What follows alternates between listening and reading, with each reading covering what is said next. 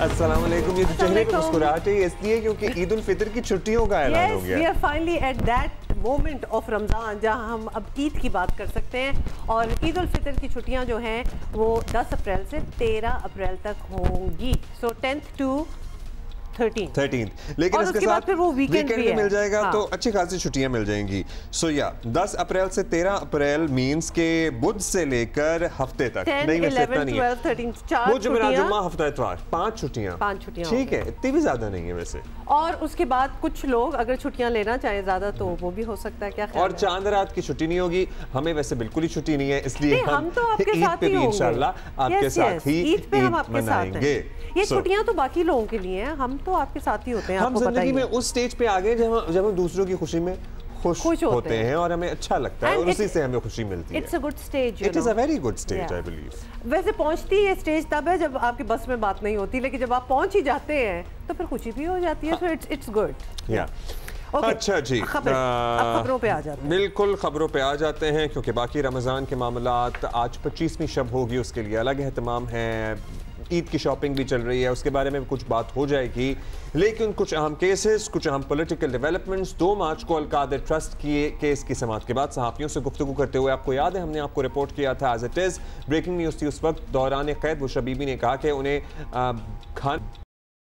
Bathroom साफ करने वाला क्लीनर जो है वो मिला कर दिया जा रहा है। एग्जैक्टली उन्होंने क्वांटिटी बताई थी कि 3 कतरे उस सोल्यूशन के उनके खाने में डाले गए हैं और वो कई दिनों से सीने और मैदे की तकलीफ महसूस कर रही हैं, आंखें भी उनकी सूज गई हैं। बुशरा बीवी का ये भी दावा था कि खाने में बाथरूम क्लीनर मिलाए जाने की इत्तला उन्हें जेल में भी दी गई थी, लेकिन वो शख्स का नाम नहीं बता सकते। हाँ, उन्होंने बिल्कुल, हम कल भी जिक्र कर रहे थे कि उन्होंने नाम नहीं बताया, लेकिन उन्होंने बताया कि उनको किसी ने बताया है कि ये हो रहा है। बुशरा बीबी के इल्ज़ामात पर इमरान खान ने बुशरा बीबी का इलाज और मुआयना शौकत खानम करवाने का मुतालबा किया था, जिसके जवाब में पंजाब हुकूमत ने उन्हें अपनी मर्जी की जगह से मुआयना करवाने की पेशकश की थी। मगर अब बानी PTI और बुशरा बीबी के ज़ाती मालिश डॉक्टर आसिम यूसुफ ने बुशरा बीबी के मुआयने के बाद उनके दावे की नफ़ी कर दी है। डॉक्टर आसिम यूसुफ ने जियो न्यूज़ से गुफ्तगू में बताया कि आज सुबह बुशरा बीबी का मुआयना किया है, उन्हें जहर देने की कोई तस्दीक नहीं हुई, ये उनका कहना था,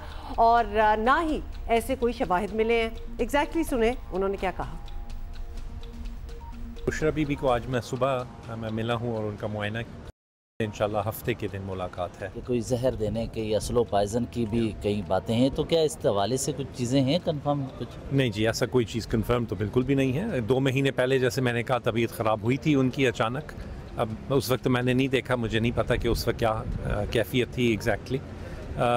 इस वक्त तो कोई एविडेंस नहीं थी कि कोई भी प्रॉब्लम है उनको, और वो ख़ुद भी यही कह रही थी कि अब तो उनकी तबीयत ठीक हो गई है।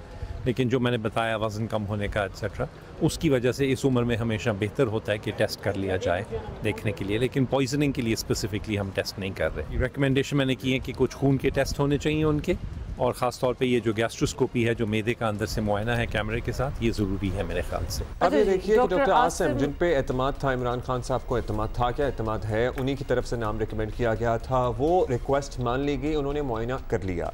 उन्होंने ये अल्फाज इस्तेमाल किए कि उनको पॉइजन देने या स्लो पॉइजनिंग का कोई एविडेंस नहीं है, लेकिन साथ साथ ही उन्होंने कहा कि बात भी वैसे 2 महीने पुरानी है और अभी भी हम चाहते हैं कि उनके कुछ खून के जो टेस्ट हैं पॉइजनिंग से मुताल्लिक उन्होंने कहा कि कोई एविडेंस नहीं है और ना ही उस सिलसिले में इस ज़मीन में हम कोई टेस्ट करेंगे। लेकिन इसके बावजूद अपोजिशन लीडर उमर अयूब इस बात पर मुसर हैं कि बुशरा बीबी को खाने में जहर दिया गया था, क्योंकि जाहिर है इनका लॉजिक और मंतक से क्या ताल्लुक।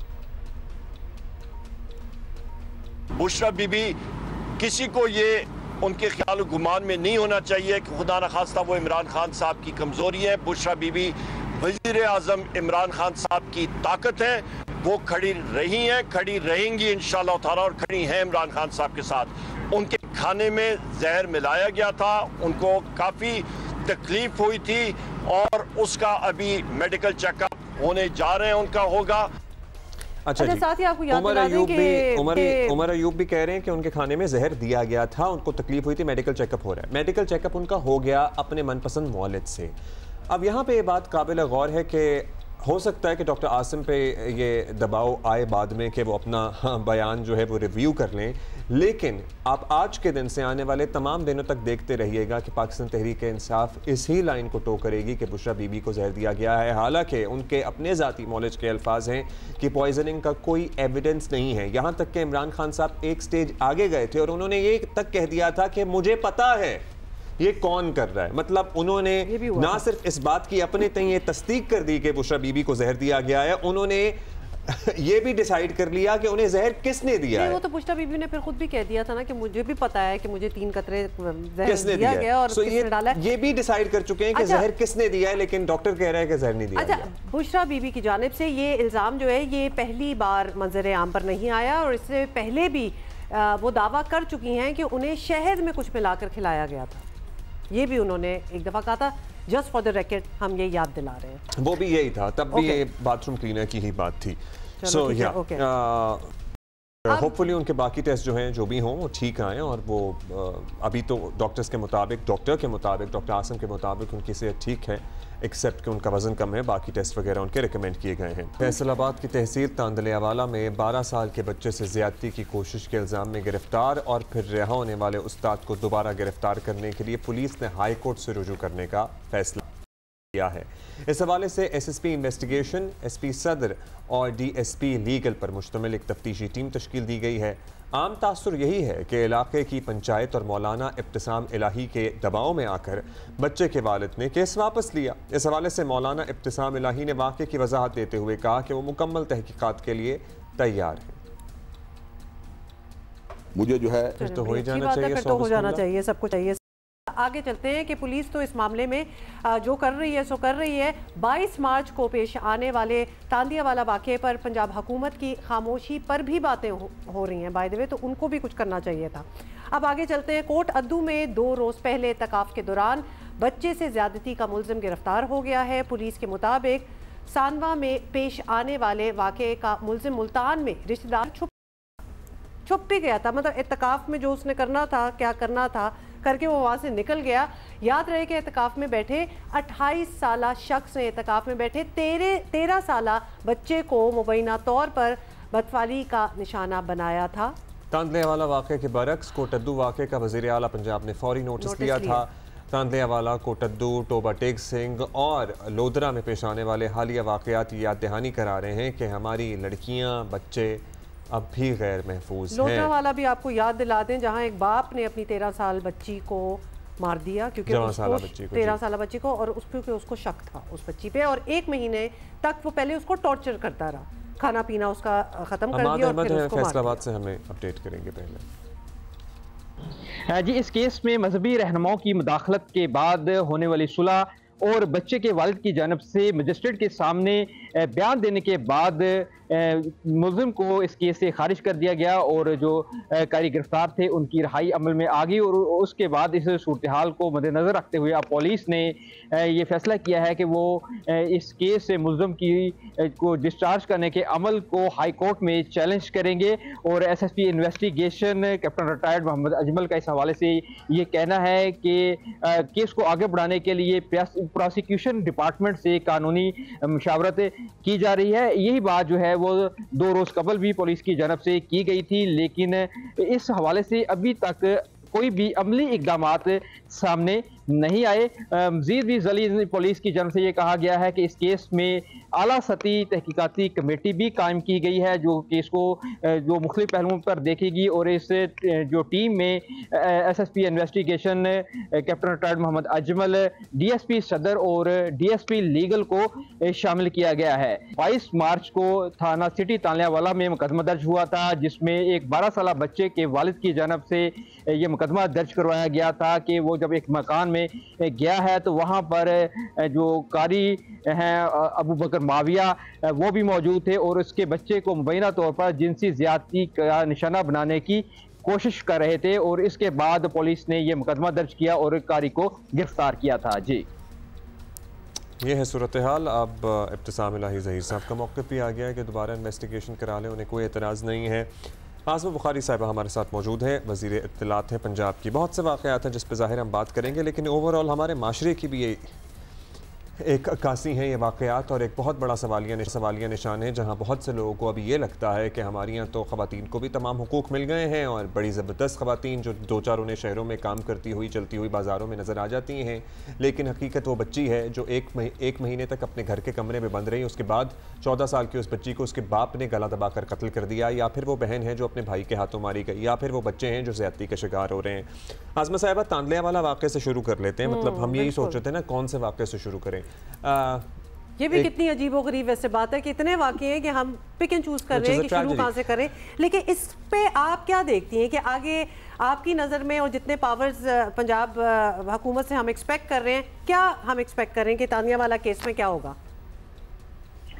बहुत शुक्रिया हुमा एंड अब्दुल्ला। पहले तो यकीनन एक बहुत तकलीफ से सूरत हाल है कि हमारी सोसाइटी जो है वो रोज़ बरोज़ शायद इतना डिक्लाइन कर रही है कि ना बच्चे घरों में महफूज हैं, ना बच्चे बाहर महफूज हैं, ना वो जो है इमाम मस्जिद से महफूज हैं, ना हस्पतालों में महफूज हैं।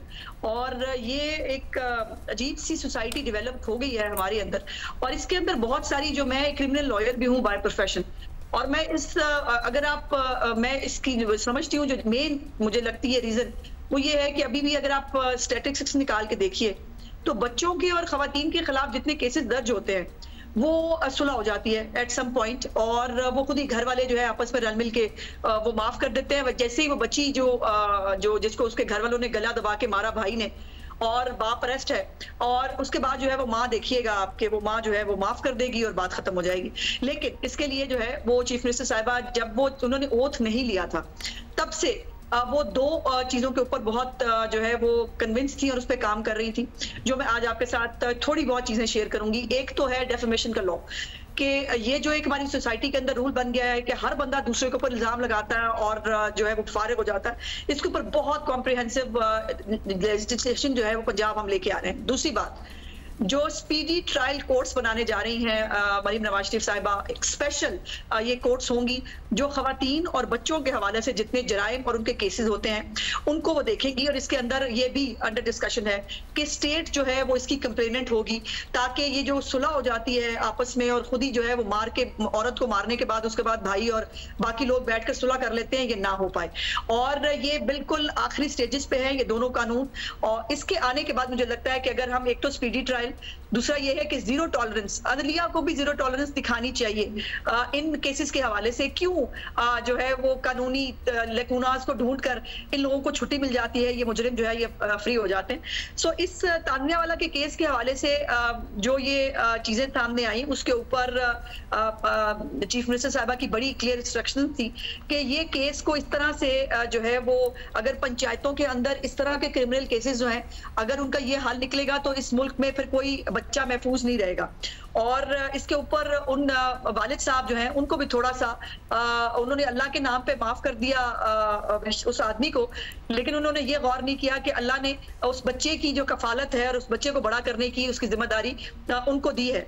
और उसके ऊपर उनको किस तरह से किया ये आप भी समझ सकते हैं, मैं भी समझ सकती हूँ। आपको पता है इसमें बहुत सारे फैक्टर्स होते हैं और वो हम उस वालिद की भी कंडीशन समझ सकते हैं, क्योंकि वो तो एक गरीब आदमी है जो तांदलिया वाला में रह रहा है। आपको पता है यहाँ हुकूमतें भी जब इस किस्म के फैक्टर्स इन्वॉल्व होते हैं, जहाँ एक मजहबी तबका है या इब्तिसाम इलाही ज़हीर साहब की एक अपनी फॉलोइंग है, वो भी बैकफुट पे चली जाती हैं। इनिशियली तासुर ये भी गया था कि हुकूमत पंजाब जो बड़ी मुतहर्रिक चल रही है, हर वाक़े पे अपना रद्द-ए-अमल देती है, इसमें शायद उतना फौरी रद्द-ए-अमल नहीं आया था। नहीं ऐसा नहीं है, ऐसा नहीं है। इसका फौरी तौर पर चीफ मिनिस्टर साहब ने उस वक्त भी नोटिस लिया था और बाकायदा तौर पर ये शख्स जो है इसको अरेस्ट भी कर लिया गया था, इसके खिलाफ कानूनी कार्रवाई भी शुरू हो गई थी। इसकी मैं पूरी डिटेल्स आपको बता सारा कुछ हुआ था, लेकिन बाद में फिर वो एक मौलाना ने एंट्री मारी और उसके बाद उन्होंने सुलह करा दी और वो सारा कुछ है ना। Abdullah try to understand this कि हमारे कानून के अंदर ये अभी मौजूद है ये कि अगर जो मुद्दई है अगर वो माफ कर दे अल्लाह के नाम पर या किसी भी उसके ऊपर, तो उसके ऊपर आप कर कुछ नहीं सकते हैं। इसीलिए उसका एक राह निकाला गया है जो मैंने आपसे गुजारिश की कि जो तो वो निकल आया है कि स्टेट इस किस्म के मामलों में कंप्लेनेंट बन सकती है। केस तो इस तरह भी बनाया जा सकता है क्योंकि अगर पंचायत या जिरगा ने बैठ के उनको माफी दिलवाई है तो that in itself is against the ruling of supreme court, जो पंचायत और जिरगा सिस्टम को उन्होंने वैसे ही नेगेट कर दिया। एग्जैक्टली मैं आपको ये बताना चाह रही थी कि जो रिकमेंडेशंस मिली हैं गवर्नमेंट को वो ये है कि जो डिस्चार्ज जो किया गया है इसके स्टेटमेंट के ऊपर उसको चैलेंज किया जाए और ये जो मैटर है ये नॉन कंपाउंडेबल था। इसको जो है वो किसी पंचायत के इन्फ्लुएंस के साथ जो है वो डिस्चार्ज करना कतई तौर पर जो है इसका ये मतलब नहीं है कि इन्वेस्टिगेशन खत्म हो गई है। सो प्लीज इस बात को मलूज़े खातिर रखें कि उनके जो है वो माफ करने के बावजूद भी ये नॉन कंपाउंडेबल ऑफेंस है और इसकी इन्वेस्टिगेशन अभी भी चल रही है। नंबर 2 ये है कि जो लोग पंचायत जिन्होंने की है इसके साथ इसके अंदर बैठकर जो वेटरन्स हैं जो लोग भी हैं उन्होंने एक पैरेलल जुडिशियल जो है वो सिस्टम को जो है वो करने की कोशिश की है।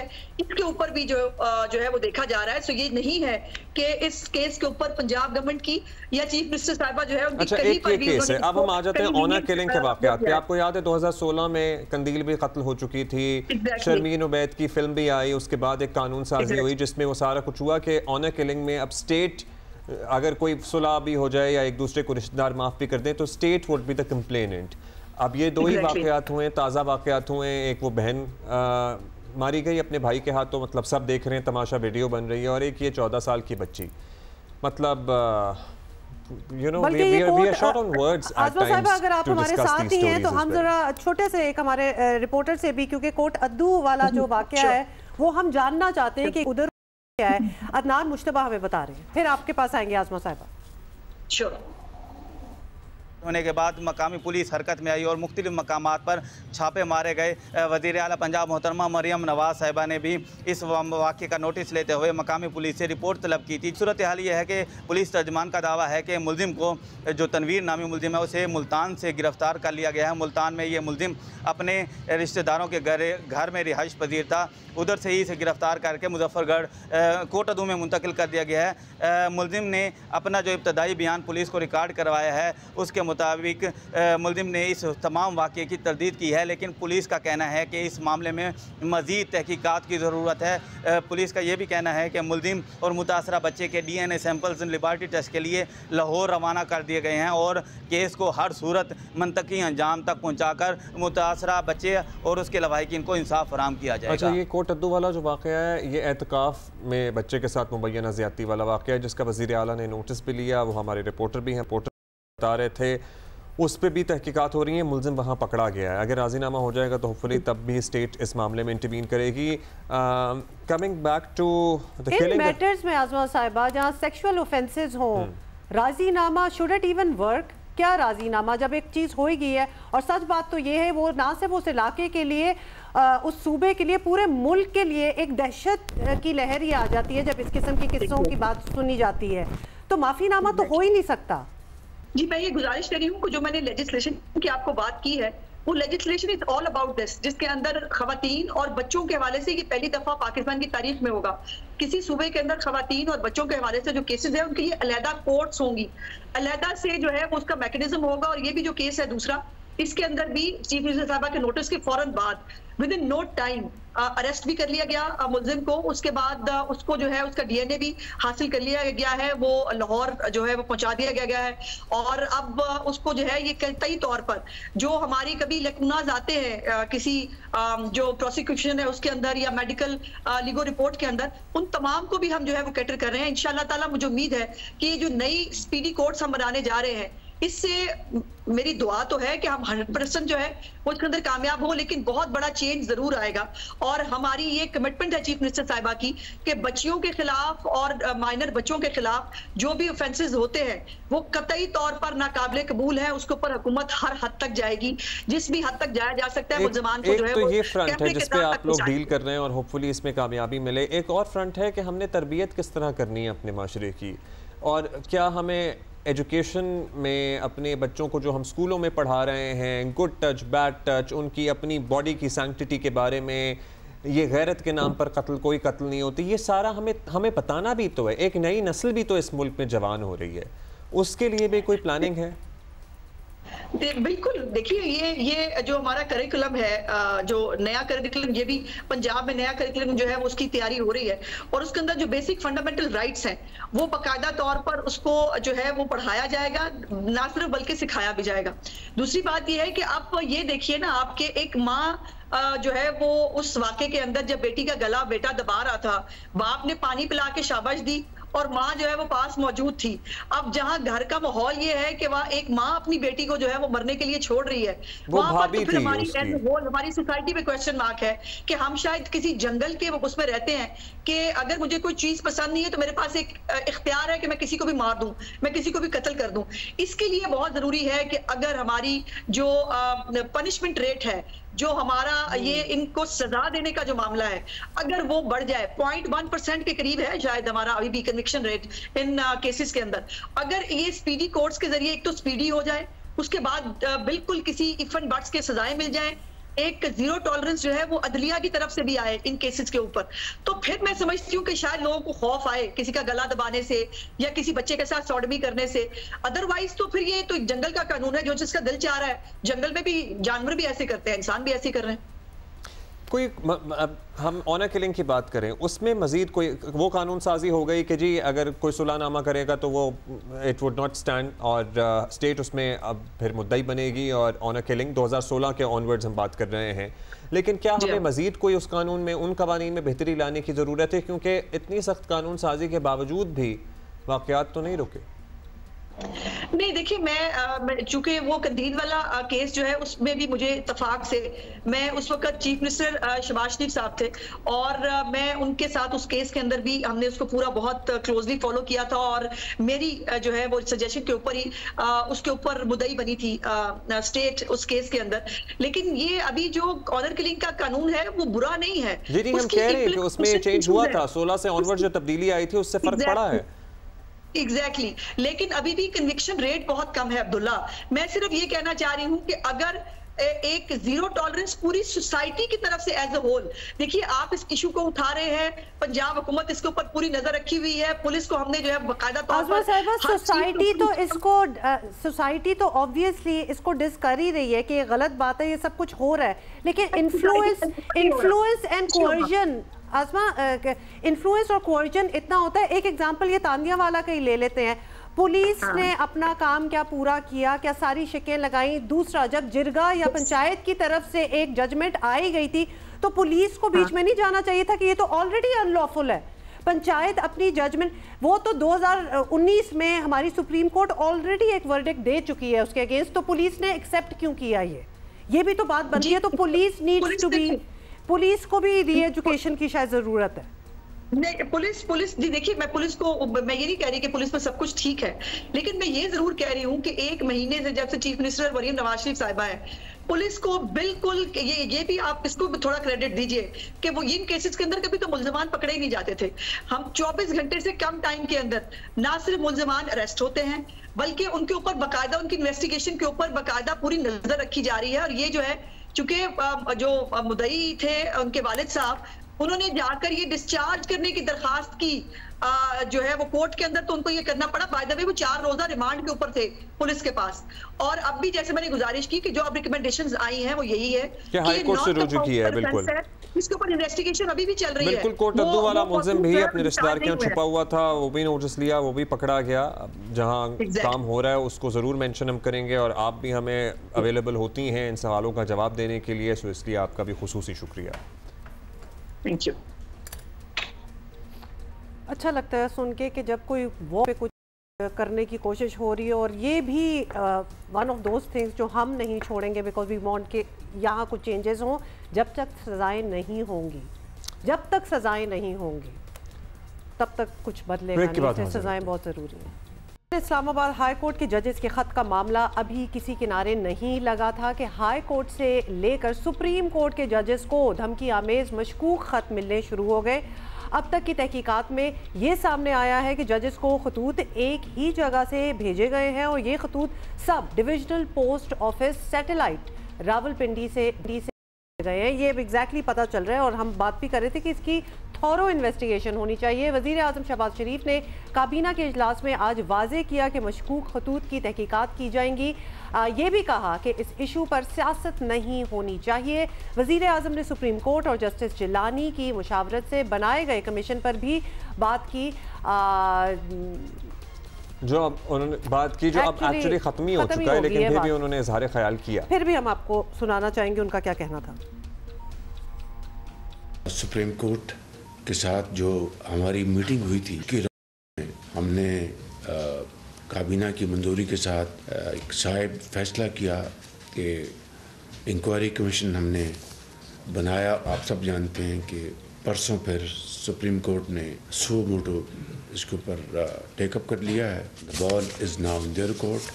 हमने अपनी जिम्मेदारी पूरी कर दी थी। इसके अलावा जो कल जो खतूत गए हैं मुख्तलिफ जजेस को, और उसमें मशकूक पाउडर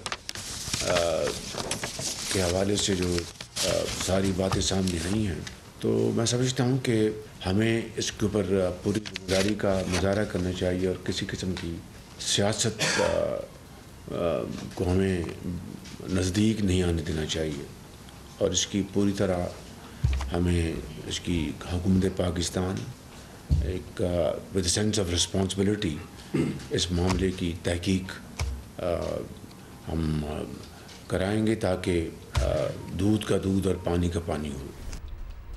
तहरीक इंसाफ ने कमीशन को मुस्तरद कर दिया था, बल्कि सोशल मीडिया पर साबिक चीफ जस्टिस तसद्दुक़ हुसैन जीलानी के खिलाफ एक मुहिम शुरू की गई थी। चीफ जस्टिस ने कल दौरान समाअत उसका भी जिक्र किया। He is a gentleman through and through. His entire judicial career speaks for it. मगर उसके बाद जो ये तासुर आना शुरू हुआ कि ये शायद एक वफाकी हुकूमत का बनाया हुआ कमीशन है, और शायद वफाकी हुकूमत जो है ये इस कमीशन को मेरे ख्याल में उन पे कुछ जाती हमले भी शुरू हो गए। तो सर मैं ऐसा माहौल बनाया गया कि कौन शरीफ आदमी ये खिदमत है, क्योंकि इसमें तो कोई ऐसी जो हम कहते हैं ना प्रेशर, मेरे ख्याल में एक प्रेशर ये जो सोशल मीडिया से मतलब अजीब अजीब बातें उनके मुतालिक हुई, मुझे शर्मिंदगी हुई, मुझे अफसोस हुआ कि मैंने इनको बल्कि हम दोनों ने इनका नाम दे करके इनके ऊपर ये लोगों ने इल्ज़ामात और अजीब अजीब बातें शुरू कर दी। ये क्या कोई मुअज़्ज़ब मुआशरे में ऐसी बातें होती हैं?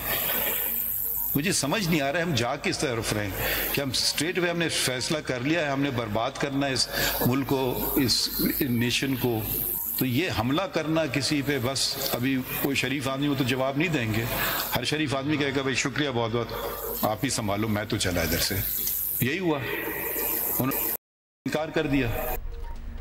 अच्छा जी, आपको बताएं कि इस्लामाबाद हाई कोर्ट के जजेस के इल्ज़ामात के बाद जजेस को मशकूक खतूत मिलने का मामला अभी चल रहा था कि कल chief justice Peshawar high court justice Ibrahim की जानिब से चीफ जस्टिस पाकिस्तान को लिखे ख़त ने नई बहस छेड़ दी है। उन्होंने अदलिया में फेवरेटिज्म के इल्ज़ामात जो हैं वो लगाए हैं। जस्टिस इब्राहिम ने शिकवा किया है कि सुप्रीम कोर्ट में जजेस की तैनाती के लिए खैबर पख्तूनख्वा को नज़रअंदाज किया जा रहा है। सुप्रीम कोर्ट में 4 असामियाँ खाली थीं, आपने सिर्फ एक जज तैनात किया, वो भी अपने सूबे से। उन्होंने मज़ीद लिखा कि हाई कोर्ट के चीफ जस्टिस की सीनियरिटी में दूसरे नंबर पर हूँ, अपने बारे में उन्होंने ये कहा, और फिर भी मेरी सुप्रीम कोर्ट तैनाती क्यों ना की गई।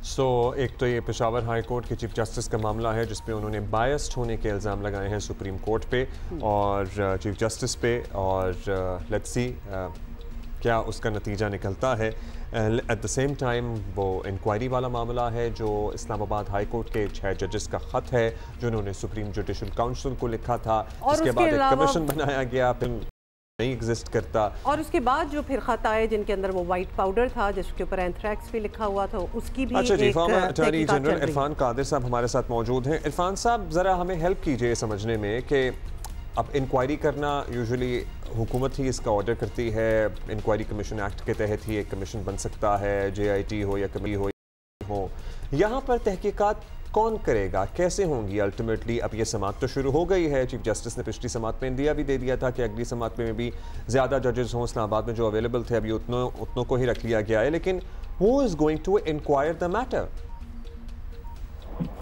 This is a very relevant question जो आपने मुझसे पूछा है, और इस पे चीफ जस्टिस ने कल रिमार्क्स भी दिए थे। उन्होंने कहा था कि इंक्वायरी करना जो है और ये कोई इन्वेस्टिगेशन करना, इसके फंक्शंस जो है वो अदालतों के पास नहीं है ये फंक्शन, बल्कि ये फंक्शंस परफॉर्म करने हैं जिस तरह नैब का इदारा है वो इन्वेस्टिगेट कर सकता है, वो इंक्वायर कर सकता है, पुलिस इंक्वायर कर सकती है, इन्वेस्टिगेट कर सकती है, और इसी तरह से ये जो है पावर है और स्टैट्यूट के तहत दी जाती है। लिहाजा ये जो कमीशन है एक्ट के नीचे ये तसद्दुक जिलानी साहब का, वो भी ये इंक्वायर कर सकता था, लेकिन उन्होंने तो रिफ्यूज कर लिया।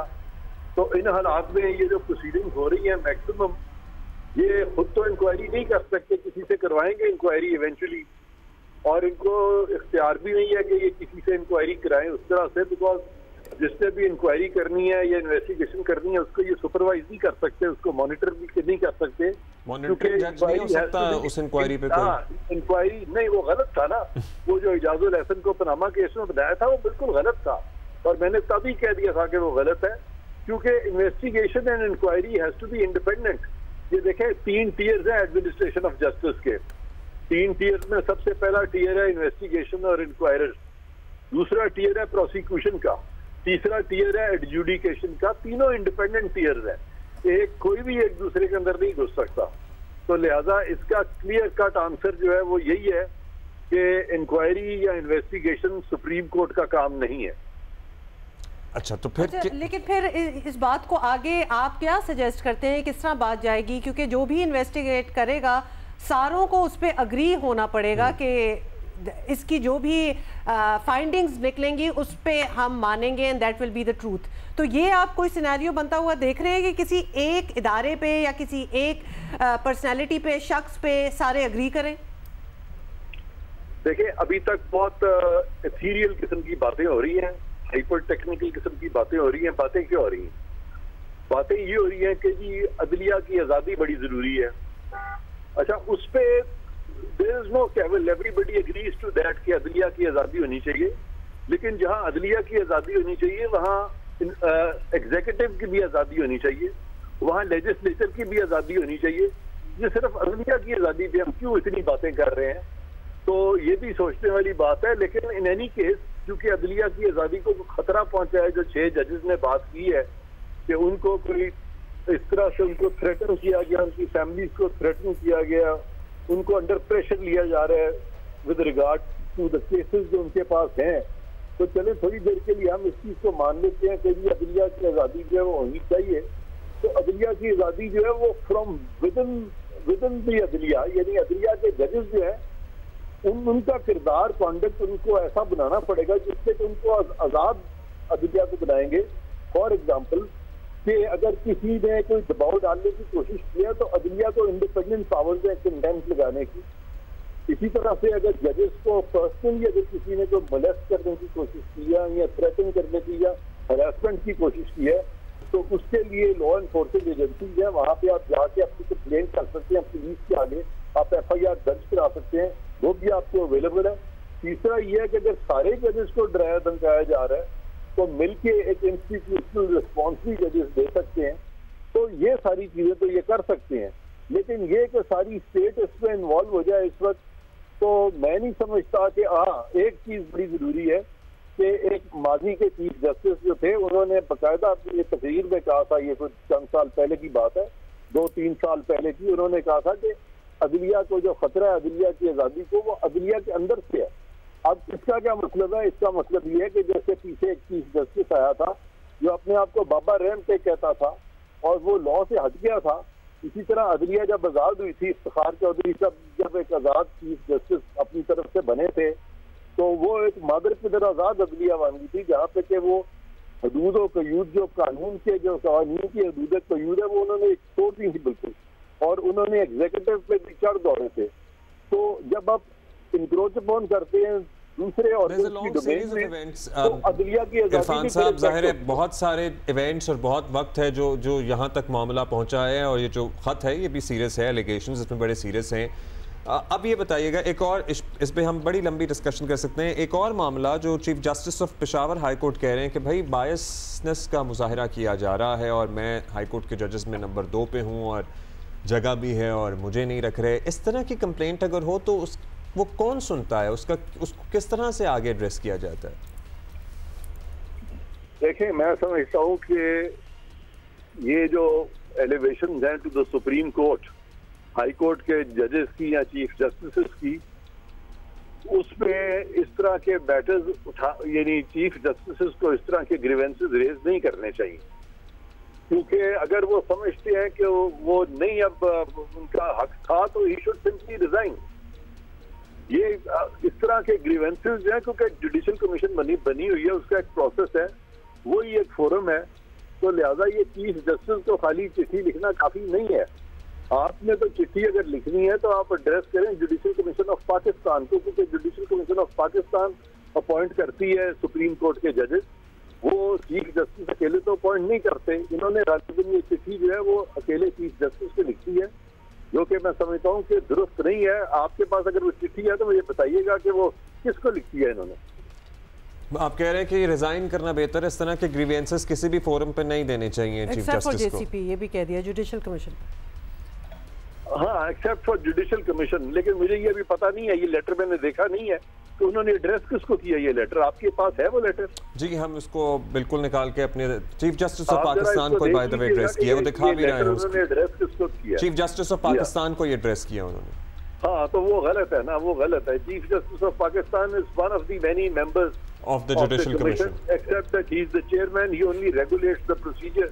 He single-handedly cannot take a decision in the Judicial Commission of Pakistan.